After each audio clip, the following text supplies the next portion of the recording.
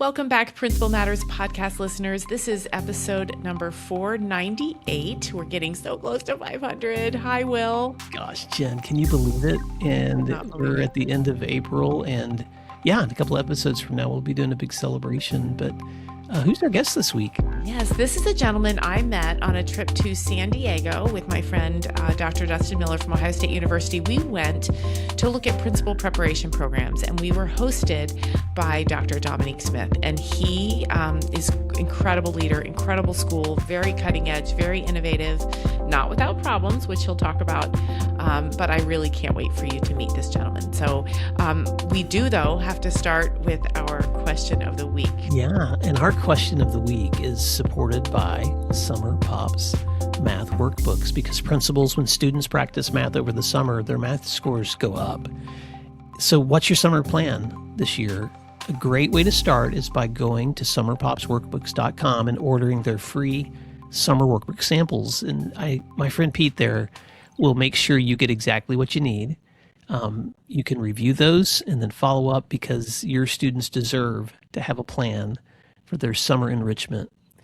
All right, Jen, here's our Q&A. I'm just going to read it like it's written. Help. Is that a question? Our school construction project was supposed to be finished for the start of the new year, and we found out it won't be completed till sometime late in the fall. How do you lead a school through multiple classrooms being displaced in the middle of a semester? Okay, so Will, my district is growing fast. We have been building, we have been moving, we have been we have old buildings and new buildings, replacing roofs. This is constant with us. And I'm going to tell principals, every construction manager will tell you the project will be done on time.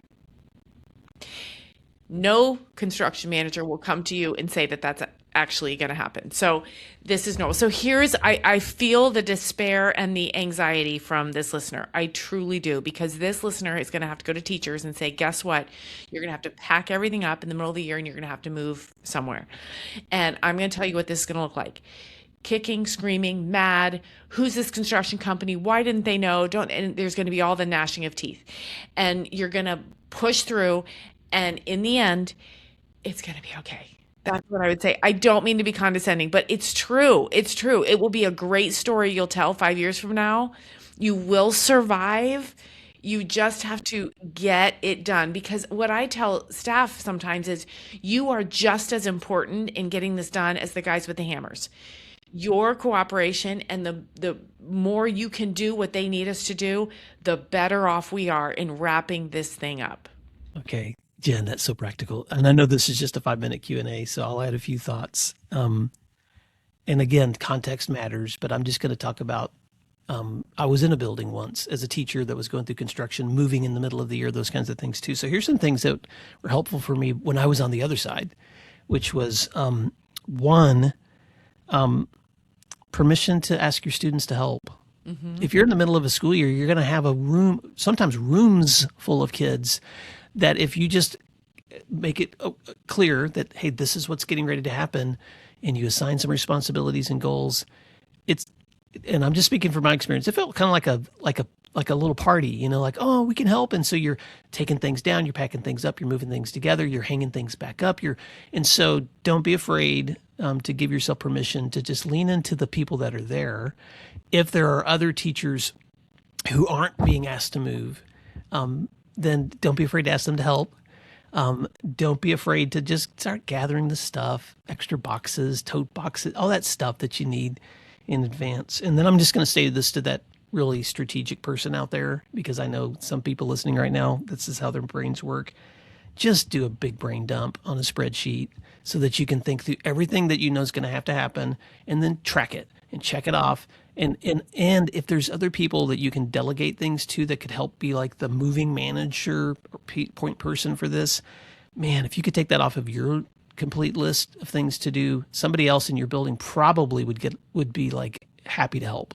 Exactly. And depending on the scale of it, you might need to advocate with your district for some moving company help. That's right.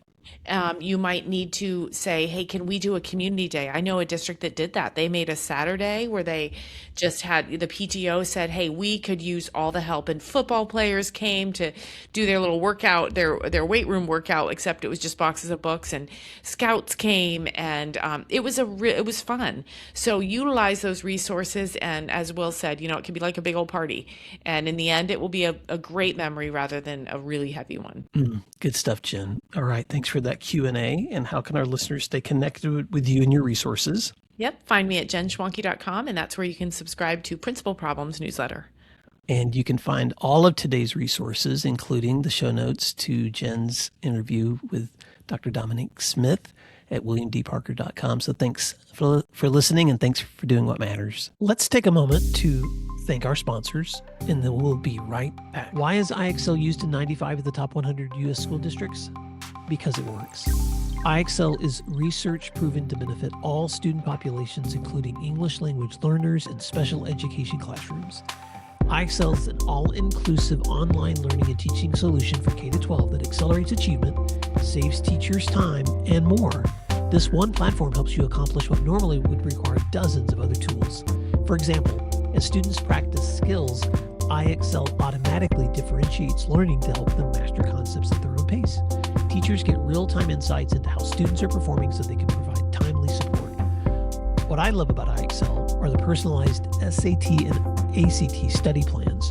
Students just need to enter the most recent test score, and IXL automatically generates a custom list of skills they should work on to improve their scores.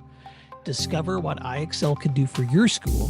Visit IXL.com/PM today. You're listening to Principal Matters, the School Leaders Podcast. Welcome back to Principal Matters Podcast, everyone. This is Dr. Jen Schwanke, and you have come back to the show where we explore what matters in education and leadership. I am, as I said, I'm co-host Dr. Jen Schwanke, and today we have a very special guest with us, Dr. Dominque Smith, the principal of Health Sciences High and Middle College, which is referred to as HSHMC in San Diego. Welcome, Dr. Smith. Thank you for having me. Yeah, I'm so glad you're here. And you are actually, we're recording this in November, and you are actually not at work today. You are spending time with family. And so I'm just grateful for the extra time that you gave us today. I was first introduced to your school, Dr. Smith, while visiting San Diego as part of a grant from the Wallace Foundation.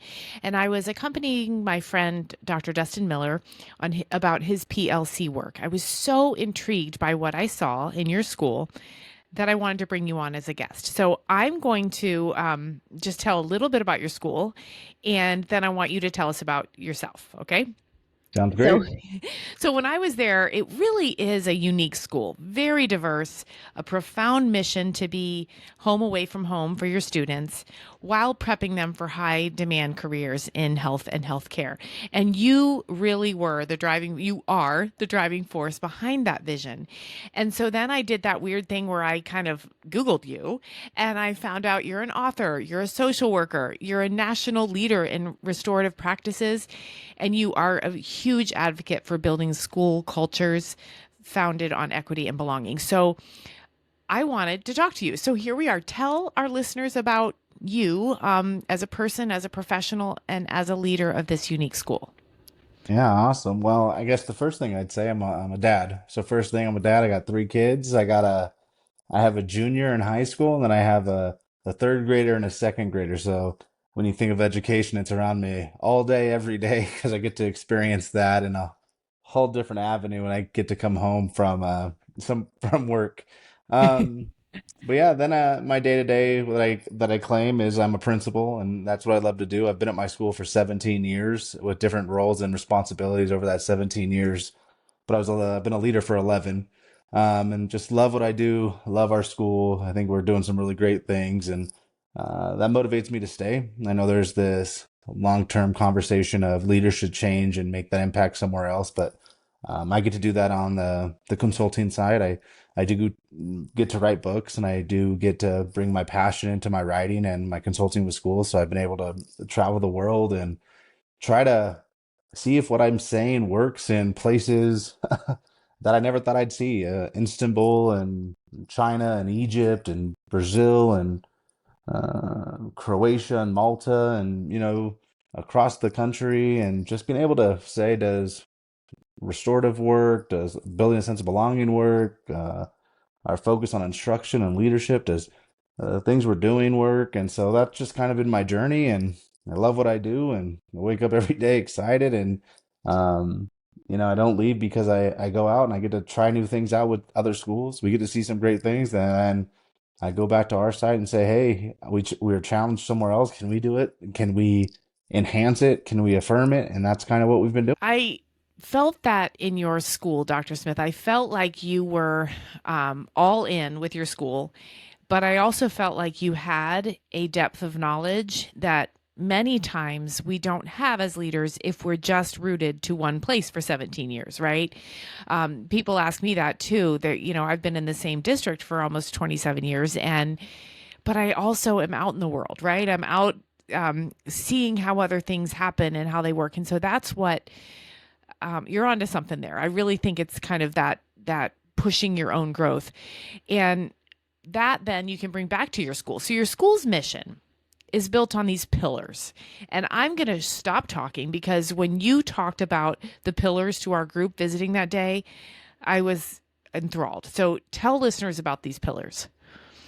Yeah, so the pillars were created by my mentors, and where my journey's taken me is I had the greatest mentors. My mentors are Ian Pumpian, Doug Fisher, and Nancy Fryan. They had a vision of what schools could look like. And so they created a book called The Culture of Achievement, and what you could do for a school. And these five foundational pillars really just helped me understand what a school could look like. And some of those really just grew, and I try to enhance where my own thoughts were. But the first thing was welcome. And when I got into that welcoming community, and what does welcoming look like, that every person should be welcoming. You should be doing these audits of your school of where is not a welcoming place, because every moment of your environment should have that experience of welcoming, from your front desk to your chemistry room to the drop off and the pickup to your lunch room. And you start to go to these other campuses, and you can see that there's places that, oh, right here isn't very welcoming. And that changes what we like, a sense of belonging. That increases behavior, that increases how dignity is built. And so that has always been a huge factor for me. Welcoming has always been something that I say is a non-negotiable now on our campus. And then you start to transfer to these other pillars that we had. It was do no harm, and the do no harm we took from the hospital setting. Do no harm to ourselves, others, or to the community. And that's where our restorative work lived. And we said we will focus on how do we try not to do harm, but if we do, how do we own it, fix it, and repair it? And there's been some back and forth on people's vision of restorative, and how some people have implemented incorrectly. We're not saying get rid of consequences. We're not saying don't hold kids accountable. We're saying when harm has happened, how do we actually do true accountability and make sure things move forward in the right direction? Our third pillar was around choice words, a book by Peter Johnston, making sure we're using language as adults to build up rather than break down. And that's just been a huge reminder to the adults in our building that we have a very, very hard profession. And there's going to be days where people get under our skin. And what are we saying to and about the students that we get to serve?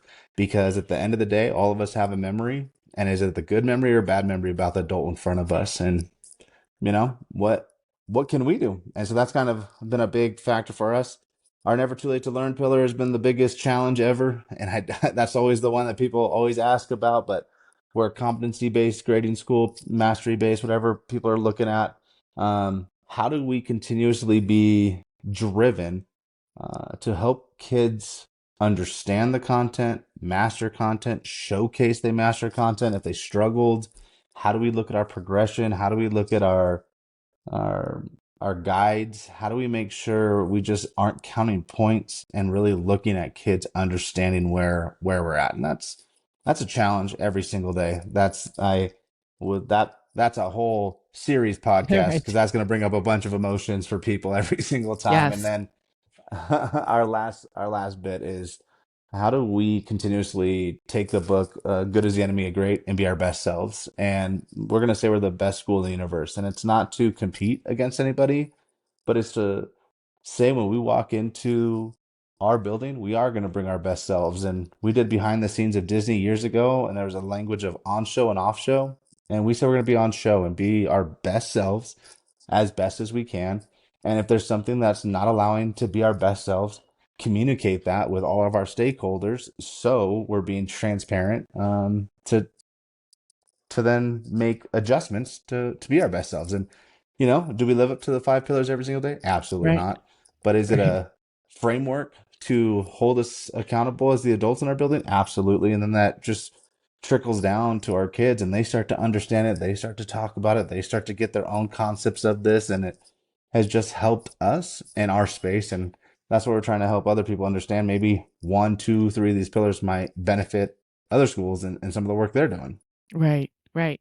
When you were talking about the pillars that day when I was there, you had me at do no harm because I've always loved that mindset from the medical community, and I think we could learn a lot about that as educators, right? Because it is a blurred line between consequences and discipline and restoration and also really thinking about that do no harm kind of from the 30,000-foot view certainly helps. The other thing you had me with was that choice words, because when you say that people remember, there's the memory there. I remember the high school assistant principal where I attended, he called everybody knuckleheads. And he was trying to be kind and funny, but I remember that, and it was just a word, but kids remember. They absolutely do remember. So that leads me to my next question about your leading voice in restorative practices. You have co-authored books such as Better Than Carrots or Sticks. So share a story from HSHMC where a restorative approach, rather than a punitive one, fundamentally changed a student's trajectory. Yeah. So interesting because I've been able to talk about restorative work now for over a decade. And, you don't, you lose some friends when you talk about restorative, right? And some colleagues because there's this myth that they're saying, I don't believe in discipline. And I just want to make sure as people listen to you and principals that are listening to this, I am never saying you can't suspend a kid. I'm never saying you can't expel a kid. Right. What I'm trying to get on with our restoration is kids actually taking ownership for their actions, right? And when we look down at our systems, when I look at where we're at, I just think sometimes we punish kids and they just return back with no growth, no change, no want to move forward. And that's why we continuously see the same behaviors.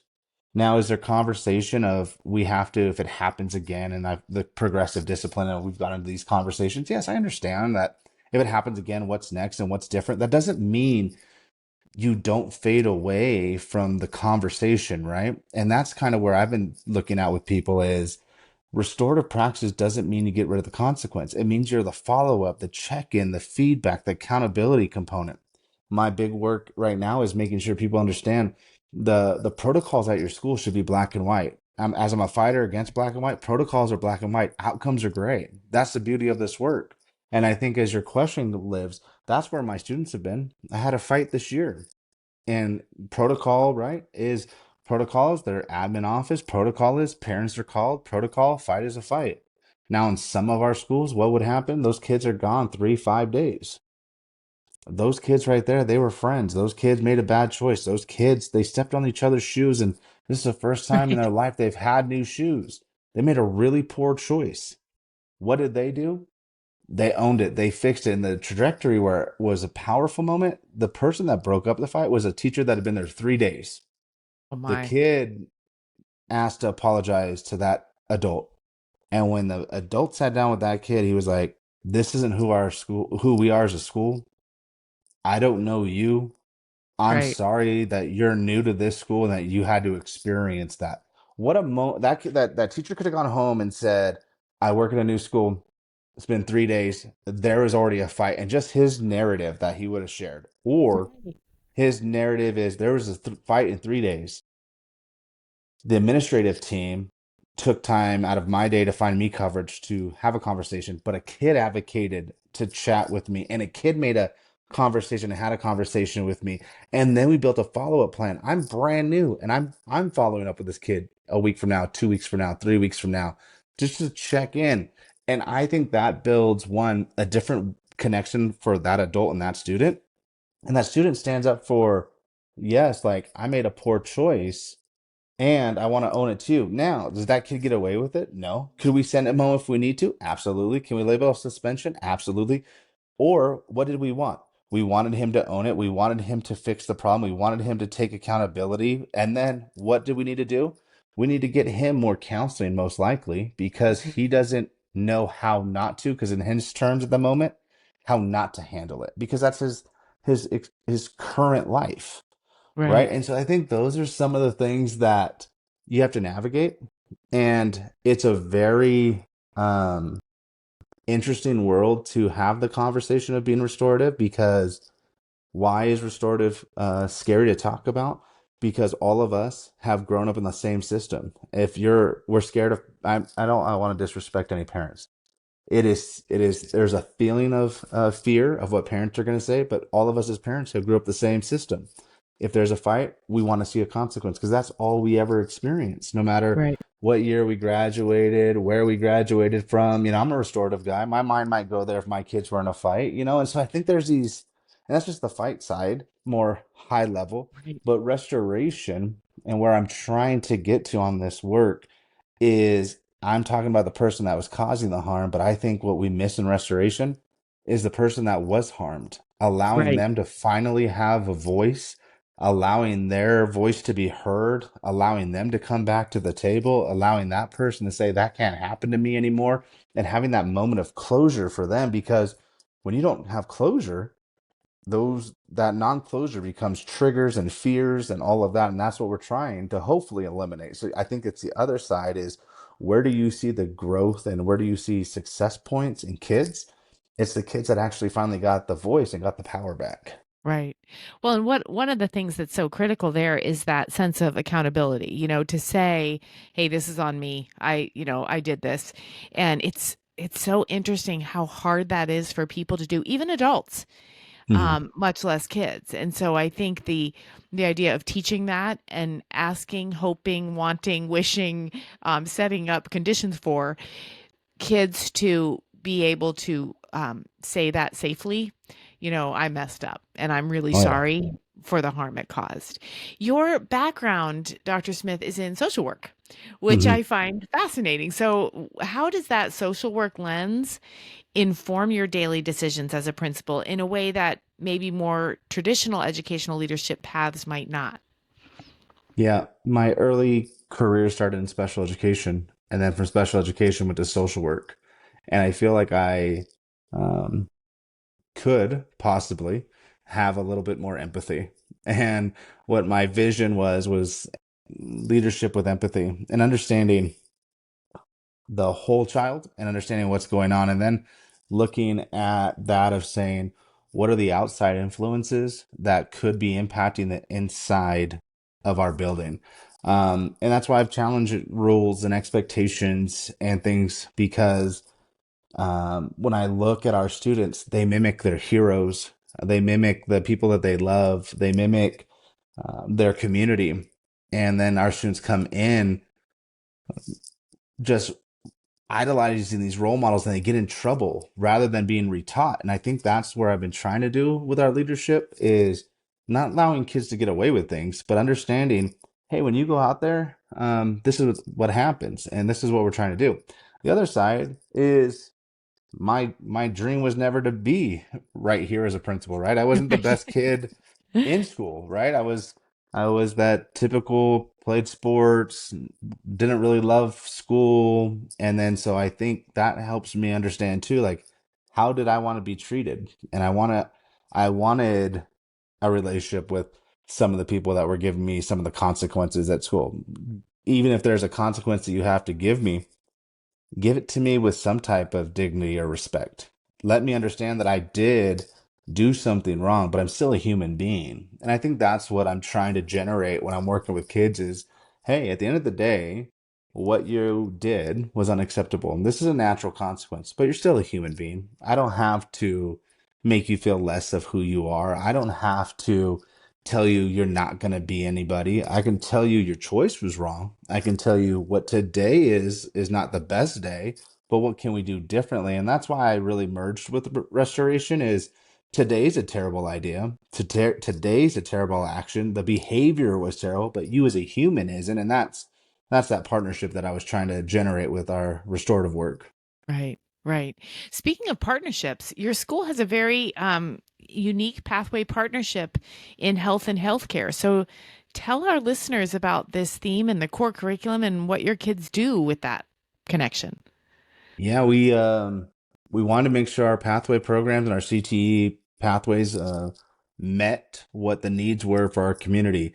And so around 2008, 2009, there was a study out and it said by 2030, which is wild that it's almost here, Right. the need for nurses in the healthcare system, what the need was going to be.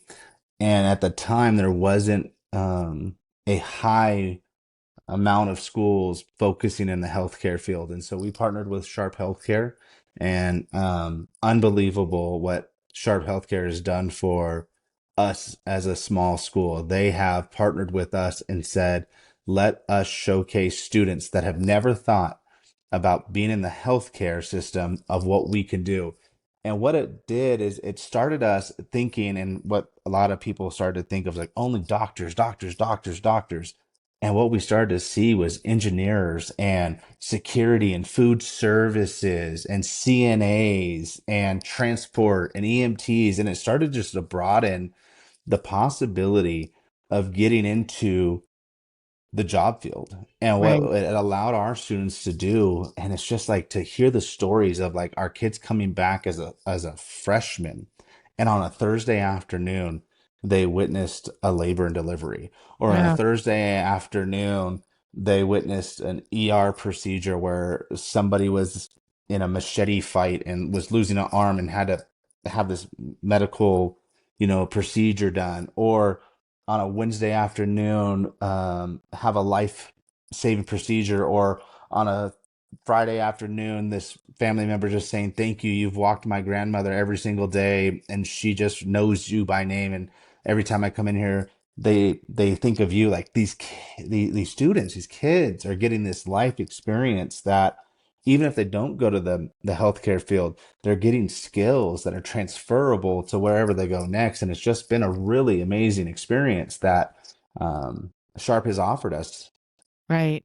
Well, that healthcare world is so, if you don't feel empathy after working in a healthcare environment, then something's gone wrong, because I think empathy, if nothing else, being surrounded by people who don't feel good is really a profound experience.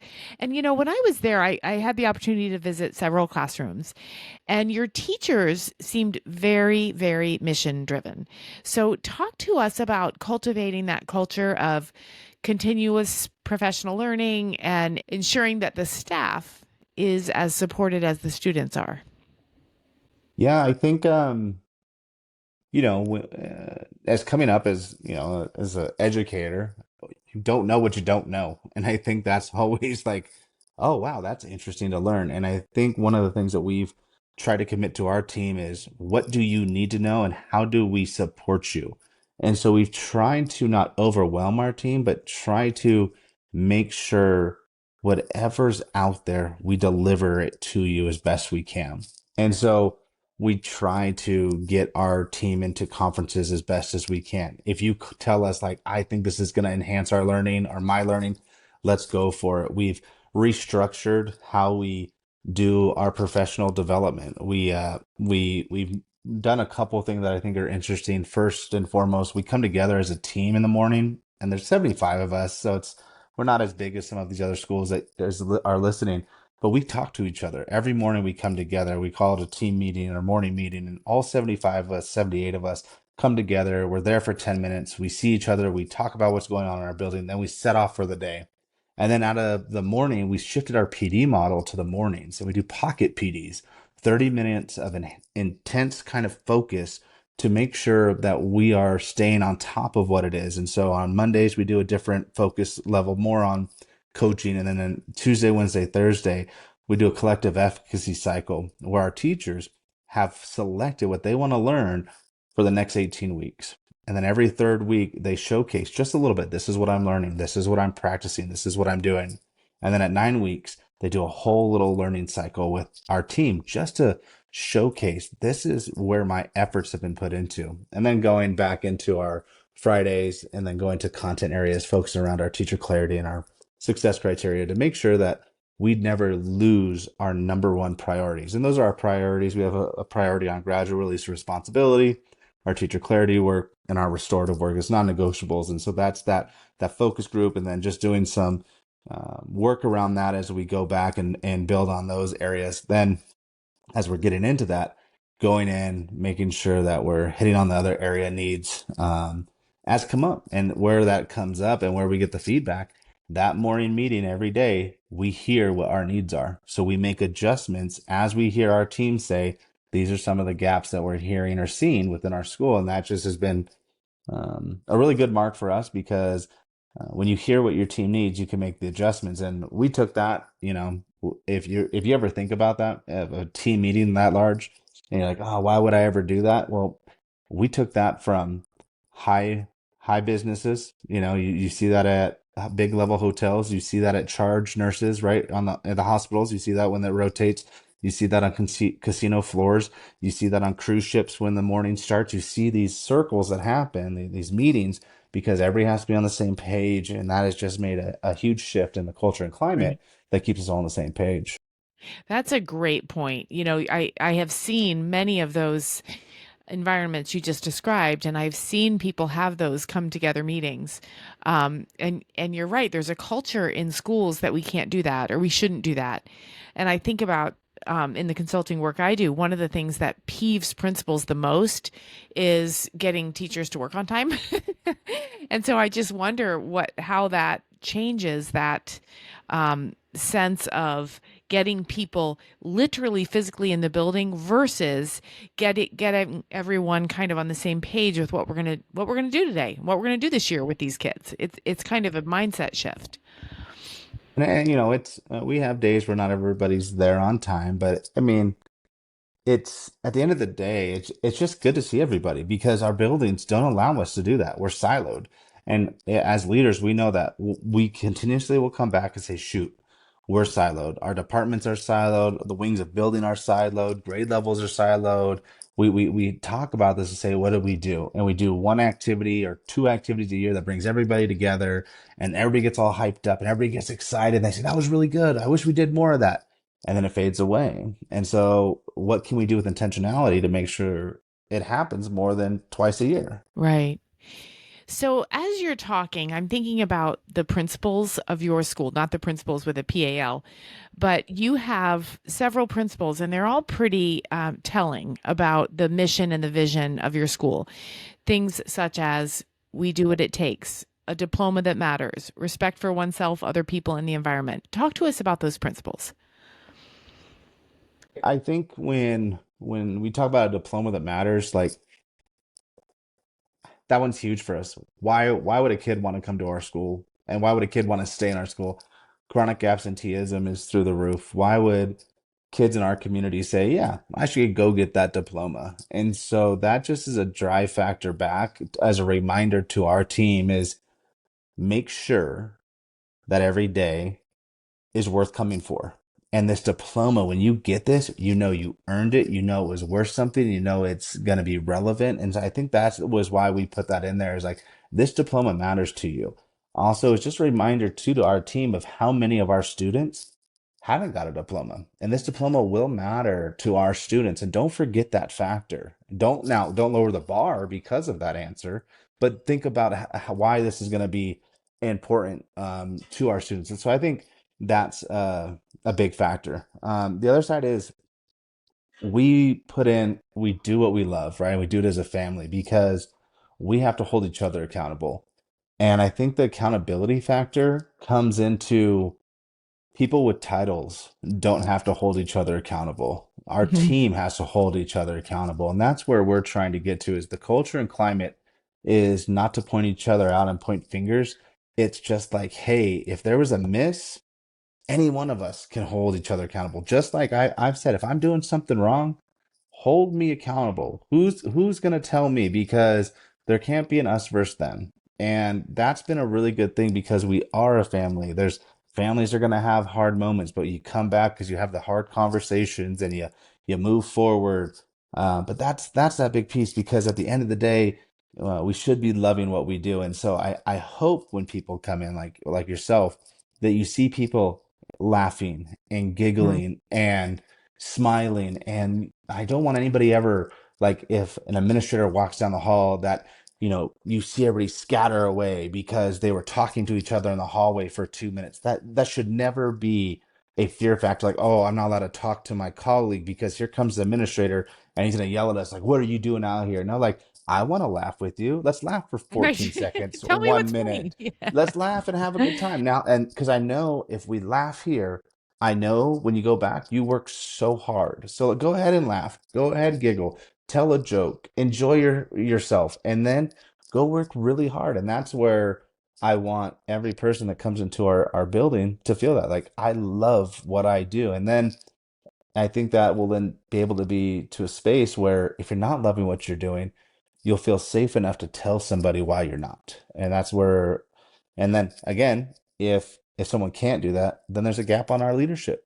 And we got to Right. figure out why people can't tell us why they're not loving our space right now. Right.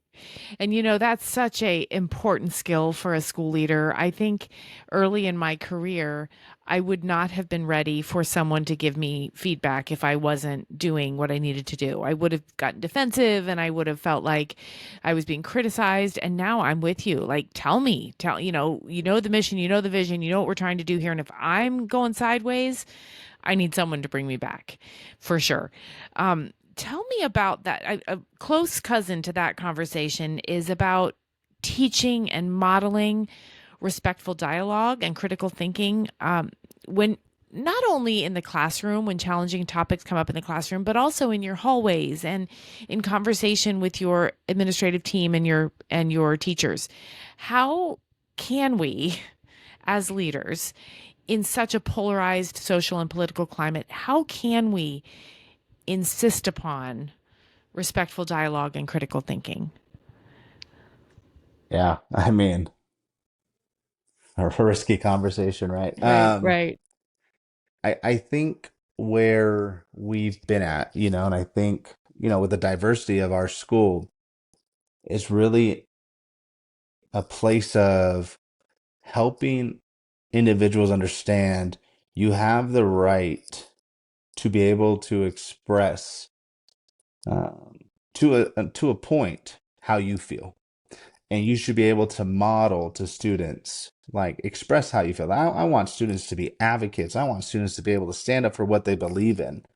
And what I try to help our team understand is your neutral side will allow students to then be able to say yes or no and explain why. Now, where that gets to is what we've tried to do and where our history department has done a really good job at is through our restorative work, circling up on hard conversations. And we bring up topics in history to allow students to discuss it. So if there's an outside conversation that is going to impact learning, our history team knows that they are going to take on the circle for the day, right? So recently, um, a family had been picked up by ICE on our street. That is a huge moment, huge fear factor, huge all of that. That's going to impact our community. And right. people could feel any which way on that. Now, our history department knows that's going to impact learning. So they're going to figure out what the topic is. Are they going to come in and say, how do you feel about ICE? Absolutely not. But are they going to maybe come in and say, when someone experiences fear, how do you think that impacts going to school? How do you think that impacts going to work? How do you think that impacts that then allows people to address that component, right? And so that's some of the things that have been going on, right? You had the assassination this year. That is a big, huge topic that when you look at our standards and we have to have debates in classrooms. There was a bunch of students that I'm never going to debate again. Well, we have to have this conversation. So our history department, again, bringing this conversation to circle of what does it mean to use your voice to make impact, right? Or another topic. And so I think that is how we have tried to use our collective Mhm. conversation. If our team says this needs to be addressed, we collectively will have conversation with our history department, and they'll run those circles, because then if kids want to talk about, our students want to talk about it, we'll say, great idea, hold that, it's going to be going into your history class when you have history today.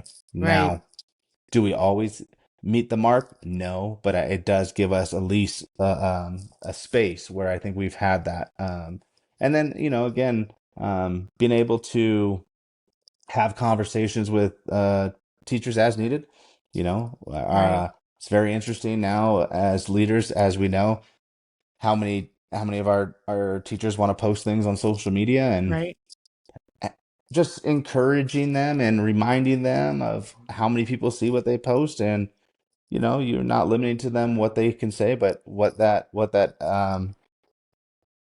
might bring towards them, and just if they need a space to talk about or how they're feeling, and those are some of the things. But it's very interesting, just it's such an interesting space. But I mean, all the way to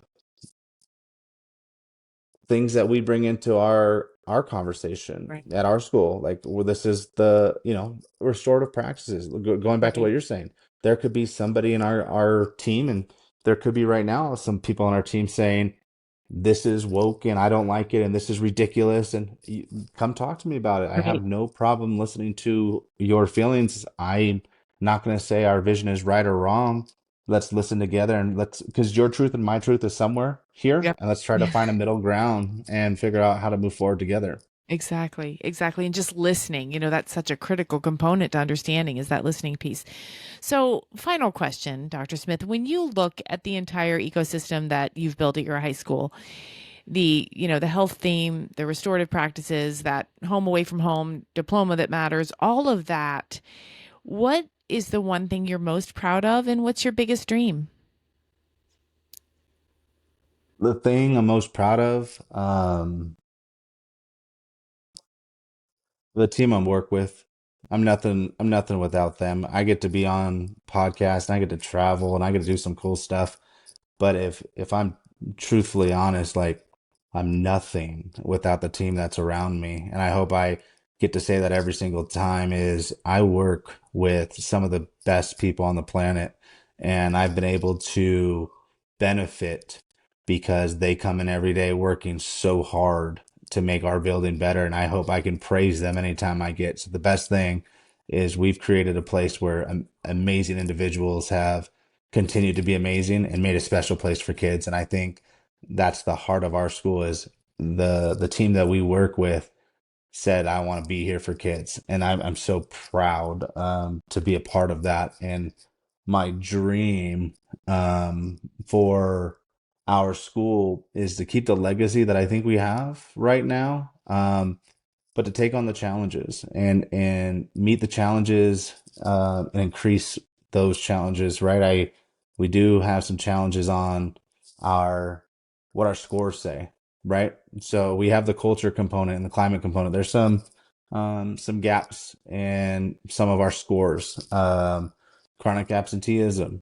Our community sometimes doesn't allow that. So looking at that, the partnerships with our community and becoming a stronger community school when kids make poor choices because the community supports them to make poor choices. What's our wraparound services for those kids? I really want to do that. And then um, my dream is to find and support the next person that takes my spot, right? Yeah. Because I gotta go eventually, and the next person that wants to take my spot and say, this is our dream and keep this Right. thing going, because this is our little small piece of what we think is right, and keep that alive. And so that's Right. kind of where I think we're going. And again, I hope more people like you come and visit our school, because people give us feedback, and then it just helps us hopefully increase some of the things or enhance some of the things we're doing, and then challenge us in fixing some of the things that we need to work on. Right, right. That's it reminds me of when I did walk into your school. I've been in San Diego about 4 minutes, and I'm looking for this classroom where we're supposed to meet, and some kid looks at me and he says, "Here, come with me." Takes me up 4 flights of stairs. I'm wheezing like I'm 80 years old. And he's like, "I'm on the cross country team. Don't worry, ma'am. This is hard for me too." So he made me feel a little bit less awful as I was lost and wheezing his way up the stairs. So you're doing a great job with kids. You really are. And Dr. Smith, I want to thank you so much for this incredibly insightful conversation, because I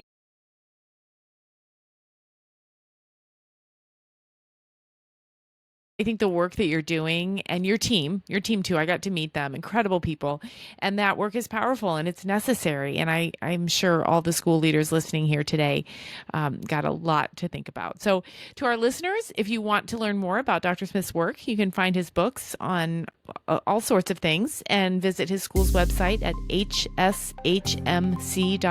And Dr. Smith, where can they find you if they want to reach out?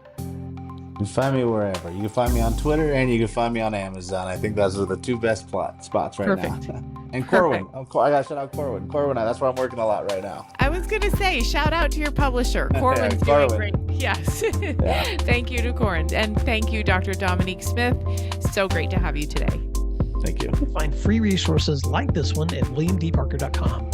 Subscribe for our free weekly newsletter, which contains bonus material, and also check out the links for Grow Academies, Masterminds, Executive Coaching, and Keynote presentations from my books, as well as from Principal Matters Associates.